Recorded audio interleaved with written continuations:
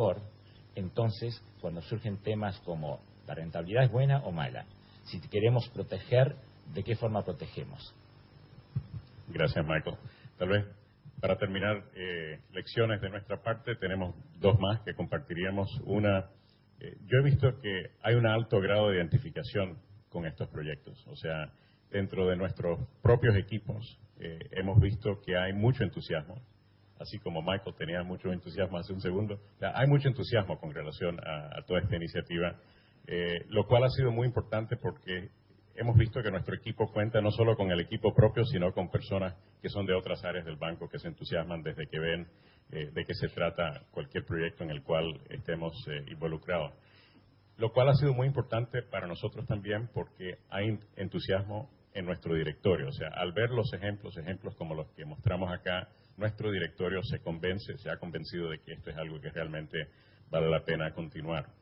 Y finalmente, algo que hemos mencionado ambos es que las alianzas son claves en esto. O sea, hay que pensar en armar un rompecabezas y hay que pensar quiénes van a ser los actores en cada caso. Y hay varios actores a tener en cuenta. Personas que están desarrollando modelos inclusivos desde que conciben un negocio en particular y necesitan desarrollar esa idea. Están las empresas tradicionales ya establecidas que no han pensado en la base de la pirámide, pero que lo quieren hacer y tienen otros retos para lograrlo.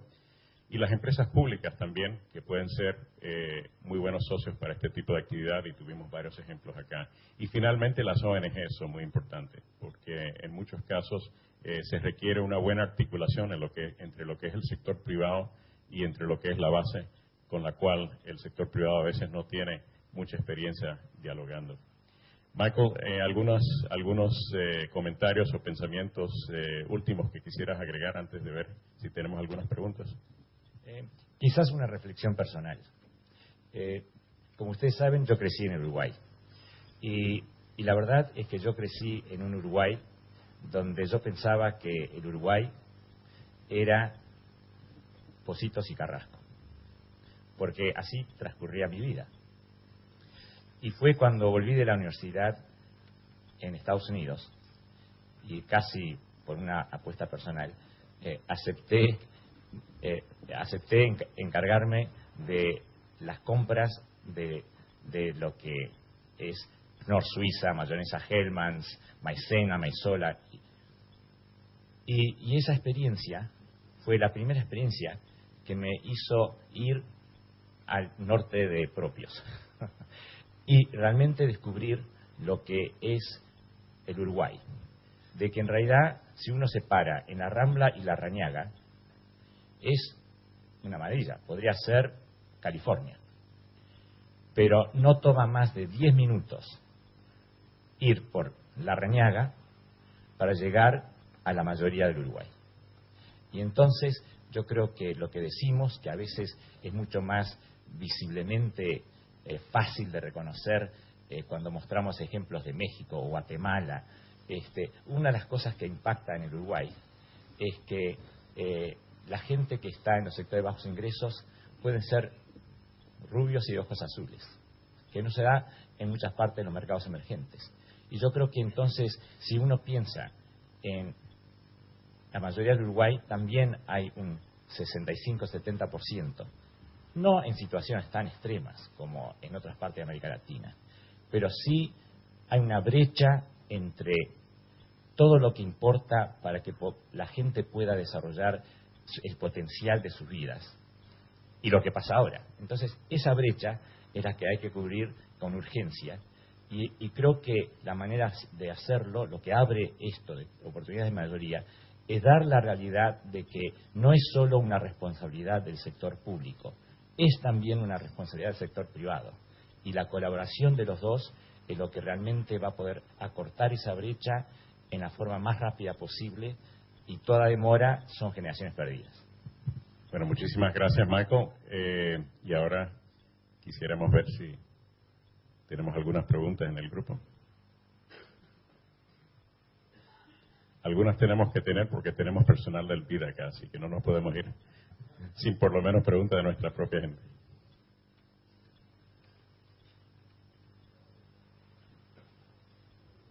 Sí, Gabriel.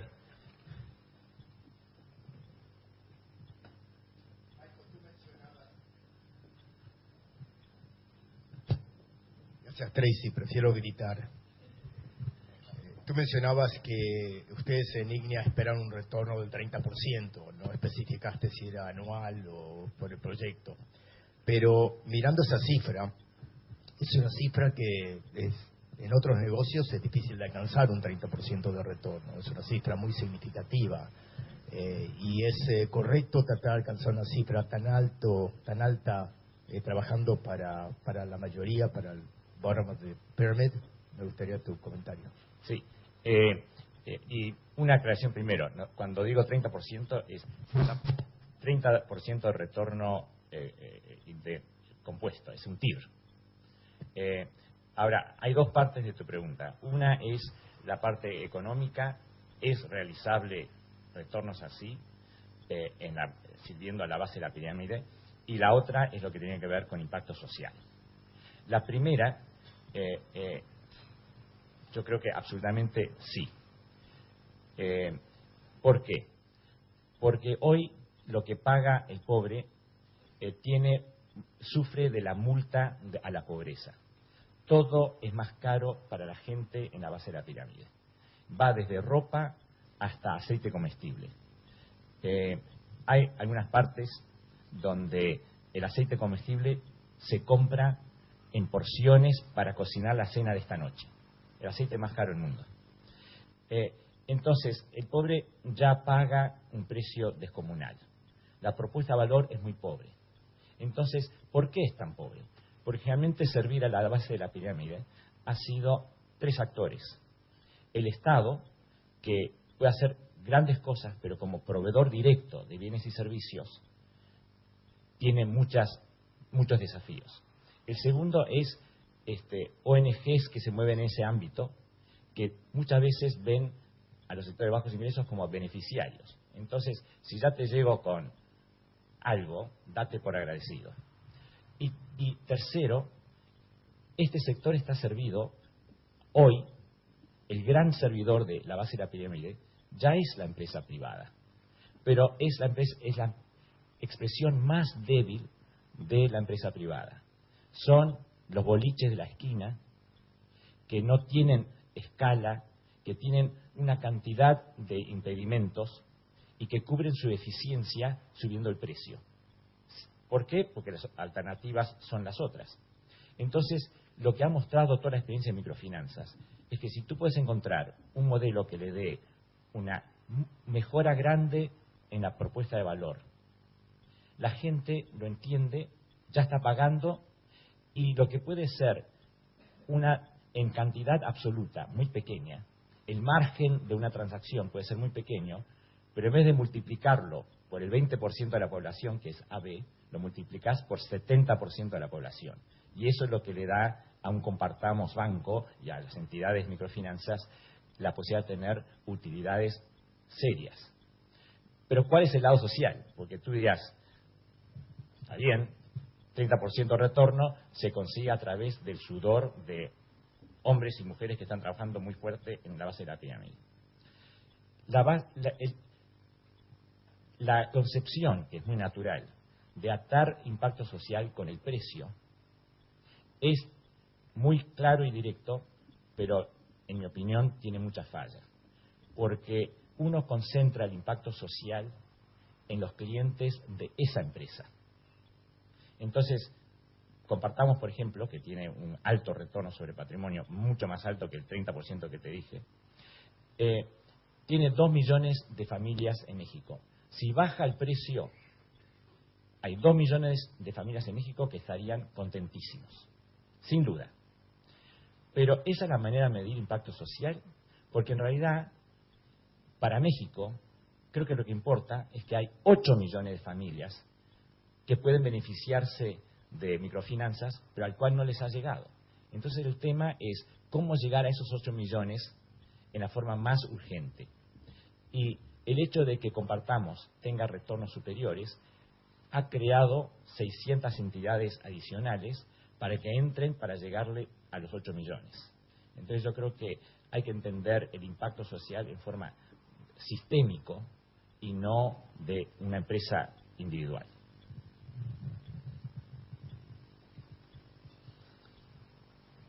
preguntas? También para Michael. Al alinearse las estrategias corporativas con estrategias como instituciones de desarrollo como el banco, y al ser tasas así de retorno para inversores tan interesantes como las que se están dando en este tipo de iniciativas, esa parte ahí del rompecabezas de los inversores, ¿quiénes son los nuevos jugadores, como quien dice, que se vienen a unir a lo que eran los tradicionales inversores que invertían en desarrollo, pero que ahora ven tasas tan atractivas que pueden traer a otros? Es un ejemplo, uno solo, pero creo que sería interesante que compartiera con ustedes quiénes son los inversores de IGNIA. 1/3 de los inversores de IGNIA vendría a ser instituciones de desarrollo, varios de los cuales están en este cuarto. Está el FOMIN, está Oportunidades para la Mayoría, está la CAF, por ejemplo. Otro 1/3 lo componen lo que nosotros llamamos institucionales privados. Incluye JP Morgan Chase, incluye Soros, incluye Pierre Omidyar, uno de los fundadores de eBay, el fundador de eBay. Y después otro 1/3 lo componen personas o oficinas familiares de personas de patrimonio alto de América Latina, Estados Unidos y Europa.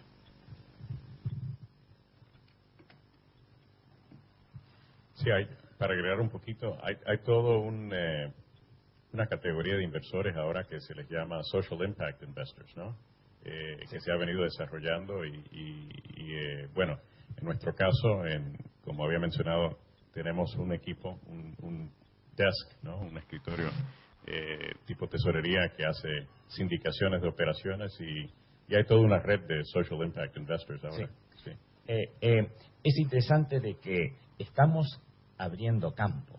Entonces, si tenemos éxito, que de ninguna manera es asegurado, nosotros estamos convencidos, pero la historia lo dirá, yo creo que es para el fondo 3, la tercera iteración de este fondo, que tendremos, si hemos tenido éxito, atraer inversores comerciales puros. Estos inversores del cual hablaba Steven son personas que están dispuestos a invertir, pero son early adopters, son la punta de la lanza. Entonces, si bien todos los inversores privados de IGNIA les encanta el modelo de retorno, etcétera, en realidad la motivación, si no tuvieran una motivación de impacto social, no lo harían. No lo harían porque son conceptos nuevos. Estamos abriendo campo.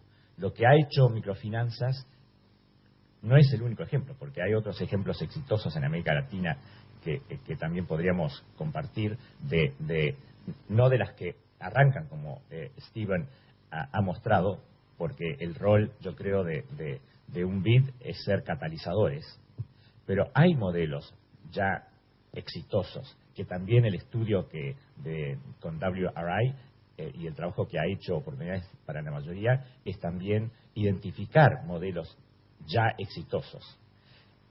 Pero ese éxito muestra de que si hay un modelo de negocios robusto, montando encima de una actividad que tiene alto impacto social, puede entonces tener la escala enorme que está teniendo microfinanzas hoy en día.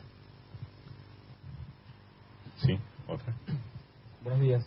Bien, quería saber un poco cómo compatibilizar el modelo con la informalidad, porque seguramente muchos de los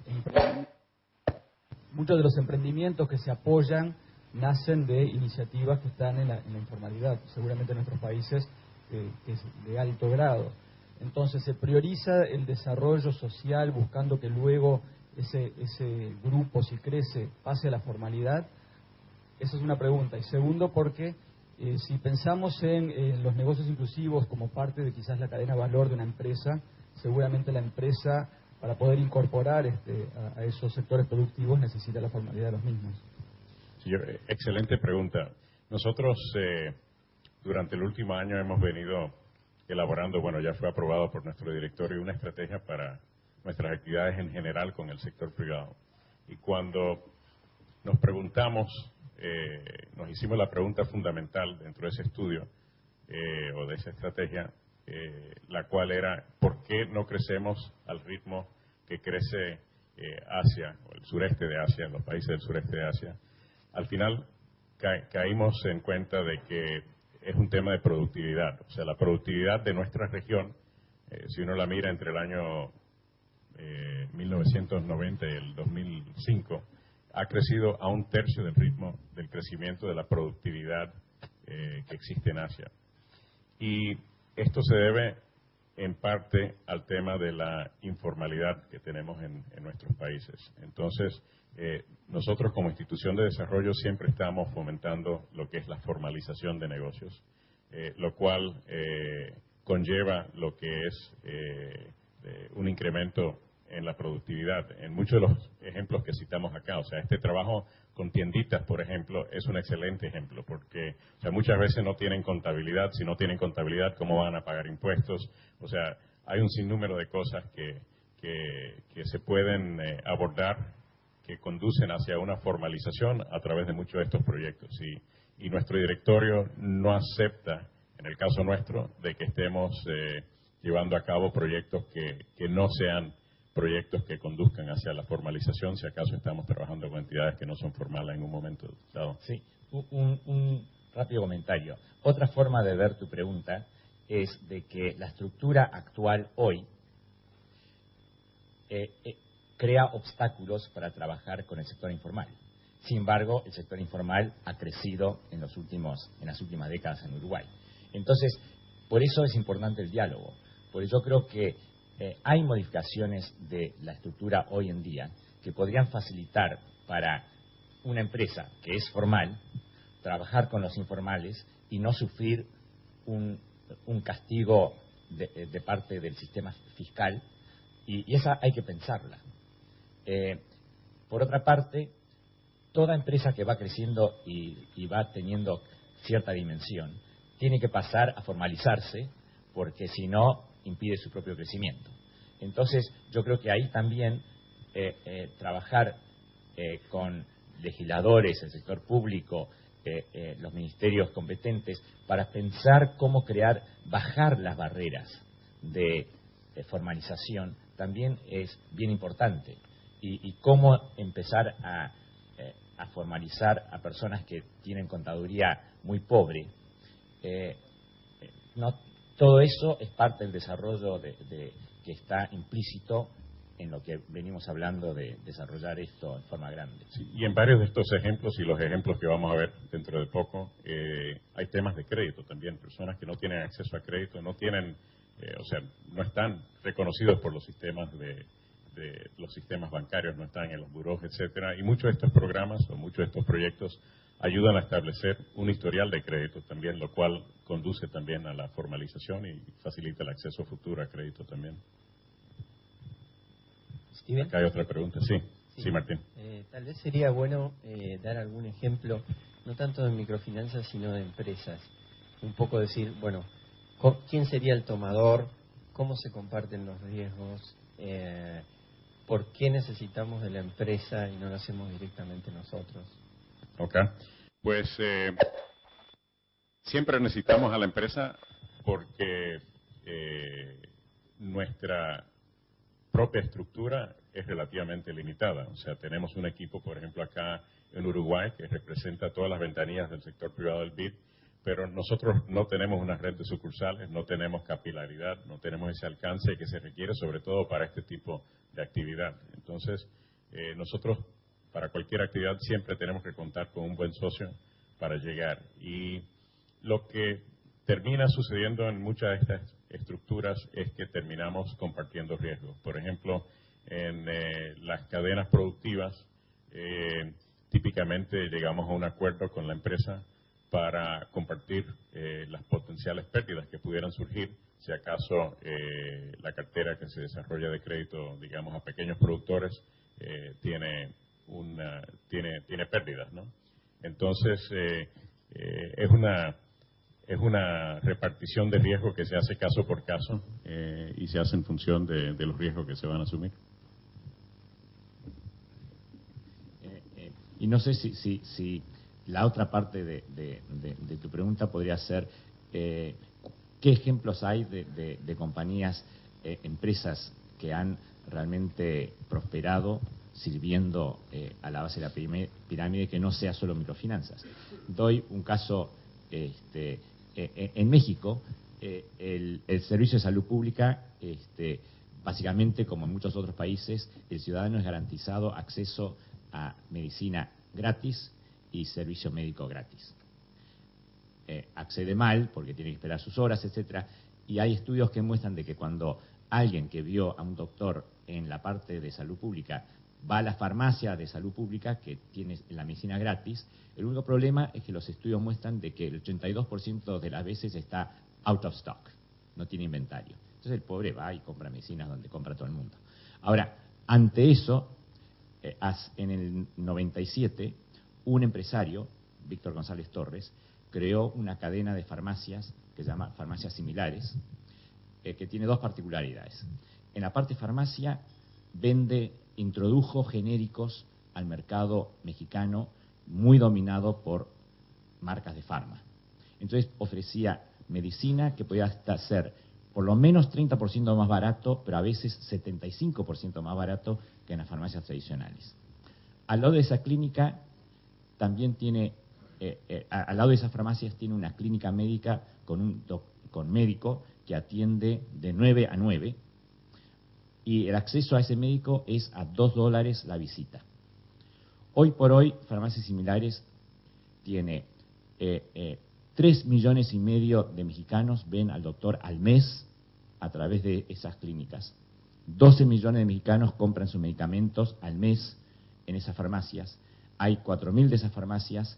El negocio hoy tiene más de $1,000 millones de venta y la utilidad debe estar encima de $150 millones anuales. Y Víctor González Torres inició todo esto con una inversión de $2 millones. Sí, al fondo. Sí, buenos días. En su o en su estrategia BEST, usted pone el énfasis en el today, en la urgencia. ¿Cómo se conjuga eso con la perspectiva de mediano y largo plazo tan necesaria desde la óptica de los negocios? Y en esa perspectiva también, ¿cómo garantizan de alguna manera la sostenibilidad de esos negocios? Bueno, en negocios no hay garantías. Lo que sí, un modelo de negocios, lo difícil es crear un modelo de negocios efectivo para servir a la base de la pirámide. Pero sabemos por la experiencia de varias de estas cosas, incluyendo farmacias similares, es de que cuando hay un modelo de negocios que realmente da una propuesta de valor efectiva, crece muy rápido y crece en forma dramática por muchos años. Y ese es lo que posibilita servir al 70% de la población y no al 20%. Entonces, los modelos pueden tomar años para crearlos, pero una vez que el modelo es exitoso, el ramp-up puede ser muy rápido. Por ejemplo, Farmacias Similares es del 97 y llegó a la rentabilidad muy rápido y creció muy rápido desde entonces. Ahora, no hay ninguna garantía de que si uno se mete a crear modelos para servir a la base de la pirámide, no sea como el resto de los negocios. A algunos les va más o menos, a muchos van a quebrar porque el modelo de negocio no sirve, y algunos pocos van a tener modelos de gran éxito. Pero eso es la actividad empresarial de siempre. Y vimos un ejemplo interesante ahora en Sao Paulo, que hemos visto en sesiones anteriores, en reuniones anteriores, aunque no tan grandes como la de Sao Paulo, que hemos realizado, Salud a su alcance en Guatemala, ¿no? Creo que, si no mal recuerdo, ya ese programa tiene, creo que 600,000 afiliados, que es un programa de prepago de servicios de salud básico, o sea, médico de cabecera, ginecología, pediatra, para familias que están en la base de la pirámide en Guatemala. Y yo estuve hablando con el señor que fundó este programa en particular, y me estaba contando que ya está recibiendo 12,000 llamadas diarias a su centro de llamadas. Y esto lo ha hecho en cuestión de pocos años. Creo que lleva 3, 4, 5 años, algo así. Lo mismo con Finestrella. Hoy por hoy Finestrella está creciendo, el modelo ese de pre y pospago, está creciendo a ritmos muy fuertes. Incluso hemos tenido otra ronda de inversión en la cual participó Ignea, pero han participado inversores, fondos de riesgo de Silicon Valley, porque es un modelo exitoso que está atendiendo a una necesidad muy sentida dentro de la base de la pirámide. Sí, acá. Hola. Yo tenía una consulta básicamente desde el sector privado, ¿no?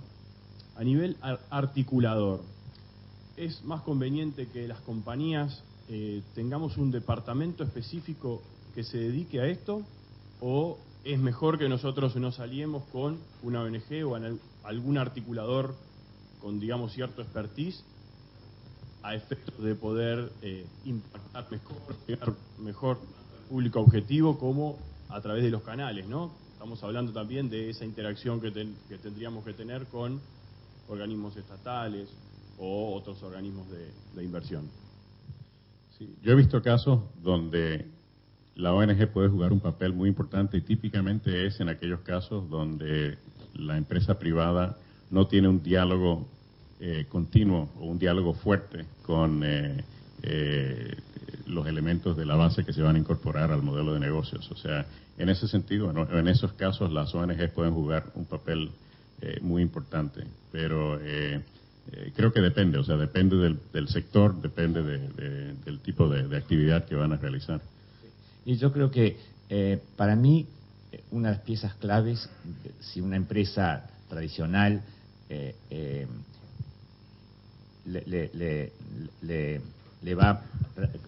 termina con un modelo realmente exitoso o no, primero creo que depende si la empresa lo considera como algo estratégico, ¿no? Un potencial estratégico, porque ahí le va a dedicar sus mejores recursos. Ahora, si abrirlo como una cosa separada o no, es irrespectivo de trabajar o no con entidades de la sociedad civil, que yo creo que muchas veces el conocimiento de esas entidades de la sociedad civil y la llegada pueden ser herramientas muy útiles.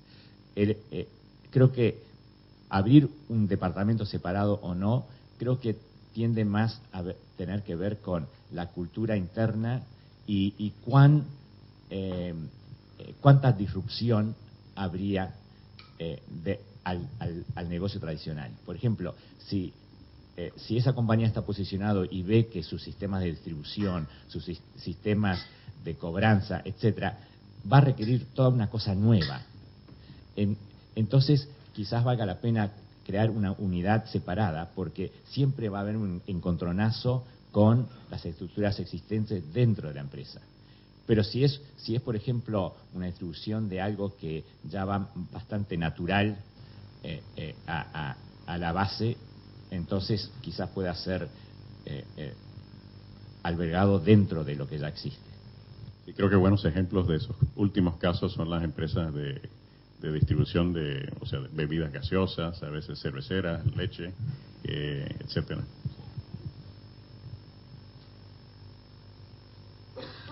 Bueno, pues muchísimas gracias a todos, gracias por hacer esta sesión interactiva que era uno de nuestros objetivos desde el principio, y muchísimas gracias a Michael por acompañarnos el día de hoy. Gracias por la oportunidad.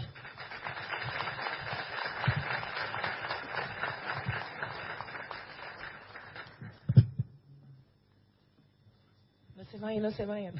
Ahora le invito al segundo panel, Lourdes, Carlos y Francisca. Bueno, buenos días. Mi nombre es Lourdes Gallardo y soy oficial de inversión en el sector de oportunidades para la mayoría del banco. Y es un gusto estar esta mañana aquí con ustedes y poder compartir este panel con Francisca Escobar de Banco BCI en Chile y con Carlos Ábalos de Visión Banco en Paraguay. Así que, bueno, seguiremos, como mencionaba Tracy, nos gustaría tener una sesión muy interactiva. Y bueno, El objetivo realmente es presentar 2 casos exitosos